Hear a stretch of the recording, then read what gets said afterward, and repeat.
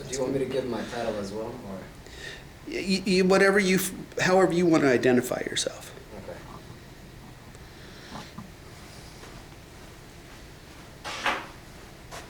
I'll make you look good.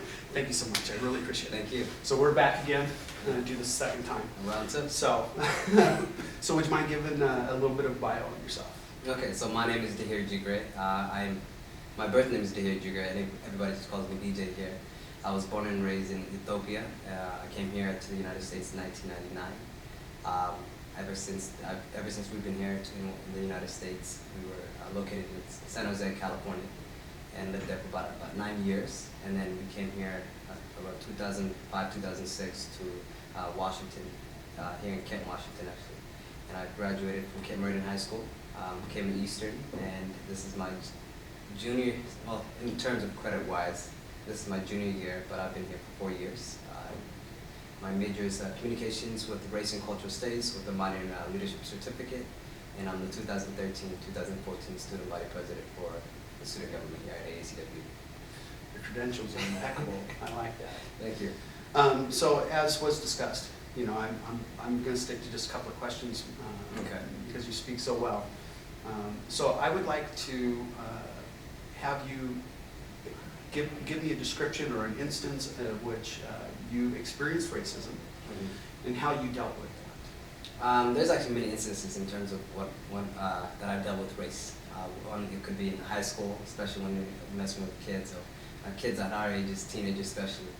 You're always going to be getting picked on, bullied in terms of who you are, what you do, what you're good at. And of course, work. I've also been bullied in various works that I've been participating in. It's more of a sense of humor. They thought it was humor in terms of, hey, you can just pick on who we are and what we do. And you know, some people do not realize that it is actually, you know, offensive to some, and it's in terms of racism. But nowadays, we don't see race as an issue. It's just a cloud that we overface. But the biggest one that I can recall is during high school, when especially kids like, oh, you African, go back to where you came from. I think that was one of the biggest things that really hit me as an individual here, you know, being in the United States and knowing that I'm from Africa. That's when it's like, you know what, I am different. I'm very different. I'm not from here. I'm from Africa, first of all, and I was born and raised there. And actually, thank God that I was actually born and raised there, because I can identify myself as an American as well as an African American.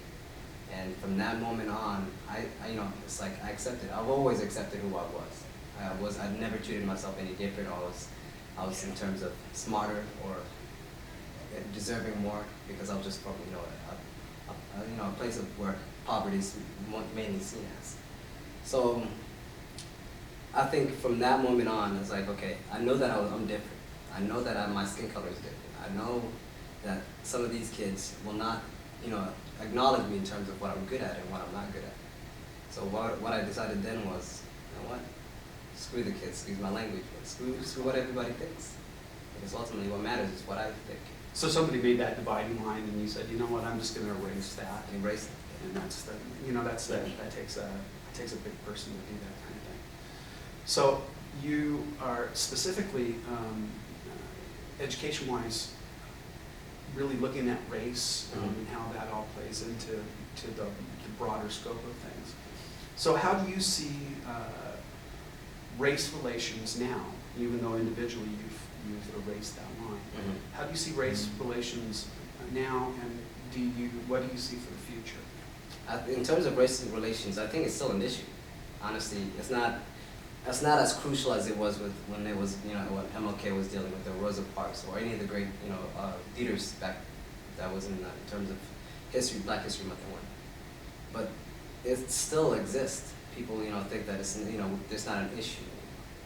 And just because we think that it's not an issue, we can't make that assumption as though it never actually happened. It happened, it still exists, and it's still documented in terms of what it is and what it could be. So what I think in terms of the future is, when it comes down to race relations, is actually to be able to talk about it, where everyone is cohesive, in unity, where every human being treats each human being with just being a human being, period. A little dignity, a little dignity, respect, and honestly, like what we learned in you know, kindergarten and growing up, treat people the way you want to be treated. That's actually, that's exactly the best way of putting it. Do you mind if I expand a little bit? Please, by all means. So, do you think that given your explanation, do you think that the color of your skin is a barrier to you, is going to continue to be a barrier to you? Or do you feel that you can remove that as a barrier as an individual? As a kid growing up, I always knew that my skin color and who my background was always an obstacle to come over to, because of, in terms of privilege. Then that's when it comes like some people just gotta work extra harder because they know that they never grew up here. They never have the citizenships or anything.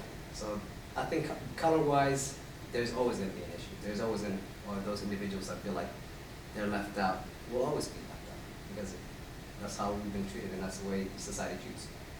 But in my viewpoint, in my perspective, in my life, I think color. I've noticed when my color has been distinct in terms of what I can and cannot do, or it was assumed that just because of my skin color, I can do certain tasks or things. And for me, that's like what?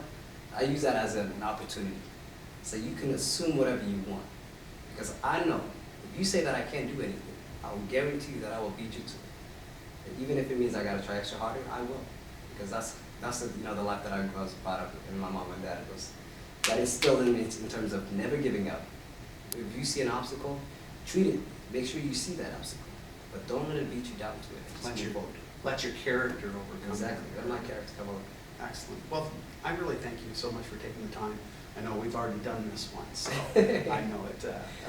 It's okay. I love it. All right. Well, thank you so much. Thank I you. really appreciate it. Absolutely.